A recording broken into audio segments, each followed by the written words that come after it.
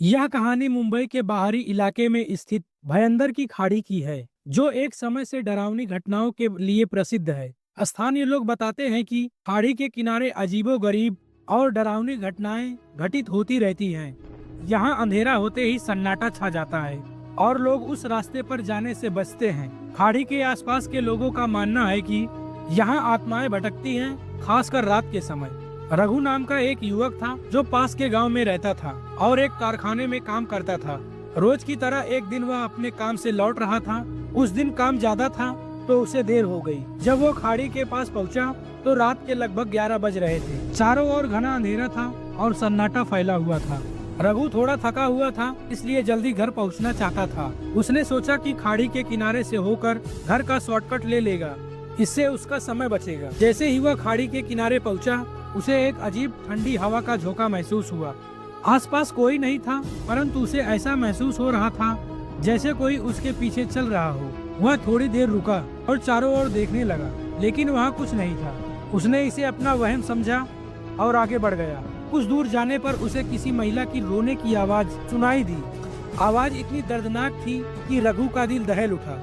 उसने सोचा कि शायद कोई महिला किसी मुसीबत में है, इसलिए उसने हिम्मत करके उस आवाज का पीछा किया।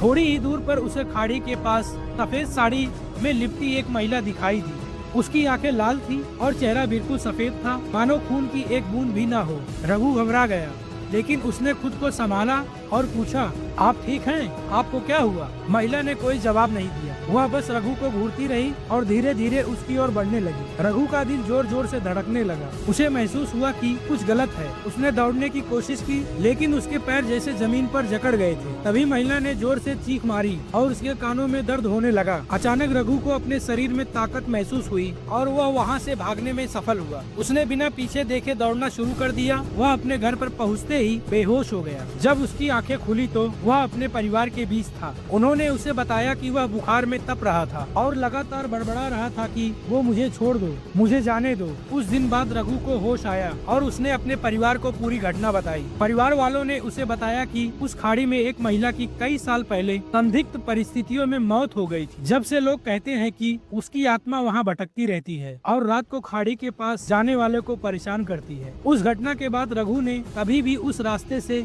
जाने की हिम्मत नहीं की। इस डरावनी घटना ने उसके मन में हमेशा के लिए एक डर बैठा दिया। उसने लोगों को चेतावनी दी कि रात को उस खाड़ी के पास न जाएं। आज भी लोग उस खाड़ी के पास रात में जाते हैं। उन्हें रहस्यमयी आवाजें और डरावनी घटनाओं का सामना करना पड़ता है। स्थानीय लोग का मानना है कि उस महिला की आत्मा आज भी खाड़ी के किनारे अपने न्याय की प्रतीक्षा कर रही है।